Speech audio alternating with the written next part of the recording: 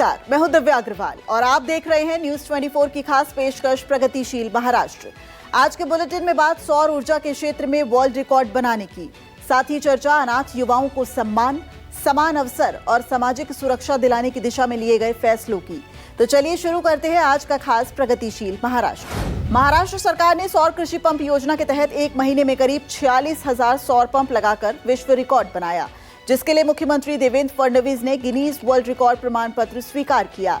योजना के तहत किसानों को सिर्फ 10% राशि देकर पूरा सोलर सेट मिलता है। कुसुम योजना में केंद्र सरकार 30% और राज्य सरकार 60% अनुदान देती है, जबकि SC/ST किसानों को मात्र 5% योगदान देना होता है। छत्रपति संभाजीनगर में हुए कार्यक्रम में सीएम फडणवीस के साथ कई मंत्री मौजूद रहे। प्रधानमंत्री जी ने जो कुसुम योजना शुरू की है उसमें एक world record, Guinness book record हमने तैयार किया है।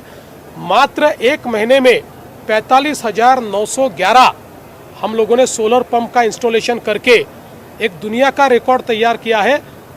देश भर में प्रधानमंत्री जी की योजना से जो 9 लाख पंप लगे, उसमें 7 लाख पंप अकेले महाराष्ट्र ने लगाए हैं।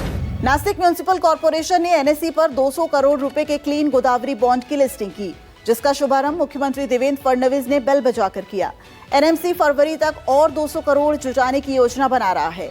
जुटाई गई राशि सिंहस्थ कुंभ मेला 2027 की तैयारियों में उपयोग होगी, जिनमें राम झूला पैदल पुल, कालाराम मंदिर परिसर विकास, कापलेश्वर मंदिर क्षेत्र सुधार और 3 प्रमुख क्षेत्रों में सीवरेज नेटवर्क अपग्रेड करना शामिल है। मुंबई के इंफ्रास्ट्रक्चर और कनेक्टिविटी को मजबूत करने की दिशा में ऑरेंज गेट से मरीन ड्राइव तक टनल का कंस्ट्रक्शन शुरू हो गया है।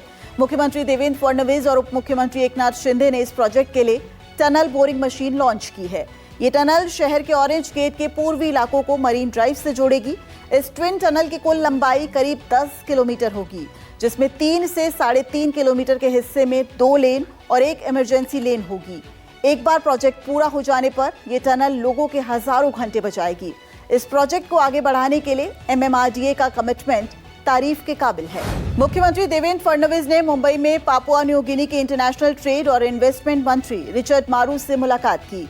बैठक में दोनों देशों के बीच ट्रेड बढ़ाने, निवेश साझेदारी मजबूत करने और कृषि, ऊर्जा, इंफ्रास्ट्रक्चर, डिजिटल ट्रांसफॉर्मेशन और स्किलिंग जैसे क्षेत्रों में सहयोग की संभावनाओं पर चर्चा हुई।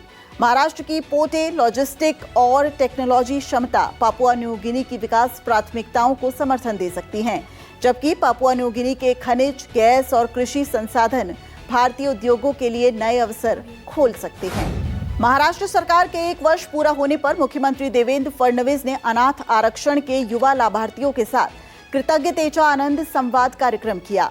महाराष्ट्र ने 2018 में अनाथ बच्चों के लिए शिक्षा और सरकारी नौकरियों में 1% समानांतर आरक्षण लागू किया था, जिससे महाराष्ट्र देश में पहला राज्य बना। अब तक 765 युवाओं को सरकारी नौकरियां मिली हैं। ये कदम अनाथ युवाओं को सम्मान, समान अवसर और सामाजिक सुरक्षा देने की दिशा में महत्वपूर्ण साबित हुआ है। मुख्यमंत्री देवेंद्र फडणवीस की पहल पर शुरू हुए प्रोजेक्ट महादेवा के तहत फुटबॉल खिलाड़ियों के चयन की प्रक्रिया शुरू हो गई है। प्रोजेक्ट महादेवा का उद्देश्य हर जिले में अंडर 13 फुटबॉल प्रतिभाओं को पहचान कर उन्हें पेशेवर प्रशिक्षण देना है। इस कार्यक्रम के सिलेक्शन प्रोसेस में अभिनेता टाइगर श्रॉफ ने कुपरेज फुटबॉल ग्राउंड में भाग लिया और खिलाड़ियों के साथ खेलकर उनका उत्साह बढ़ाया। परियोजना का लक्ष्य अनुशासित टैलेंट स्ट्रीम तैयार करना, ग्रामीण एवं युवा फुटबॉल को बढ़ावा देना और महाराष्ट्र को फुटबॉल एक्सीलेंस में अग्रणी बनाना है।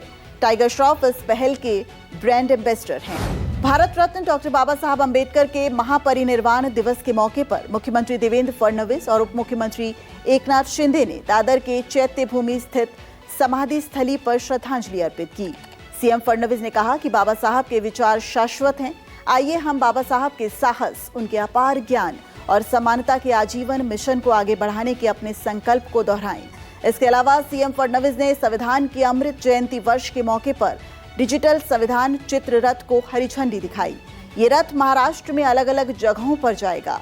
इस रथ में संविधान के बारे में जानकारी, महत्वपूर्ण घटनाक्रमों और लोकतंत्र के मूल्यों पर आर्टिस्टिक प्रेजेंटेशन और एक एग्जीबिशन देखने को मिलेगी। इस हफ्ते के प्रगतिशील महाराष्ट्र में इतना ही। अगले हफ्ते फिर होगी मुलाकात। देखते रहिए न्यूज 24।